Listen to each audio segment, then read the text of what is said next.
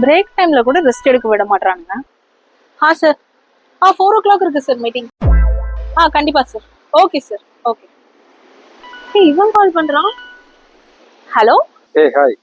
ஒன்றும் இல்லை, நேற்று என்னால் உங்ககிட்ட சரியா பேச முடியல. இப்போ ஃப்ரீ டைம் பேசலாமா? பேசலாம். ஹே, கம்மிங் இன் 10 minutes யார். மேட்னி முடி பையன். நீங்க சொல்லுங்க. A few moments later. ஆமா, நீ எந்த ஆபீஸ்ல வேலை செய்யற? இல்ல, சுத்தமா வேலையே இல்ல போல. உன் சம்பளம் எவ்வளவு இருக்கும்? கொஞ்சம் வீடியோ கால்க்கு ஸ்விட்ச் பண்ண முடியுமா?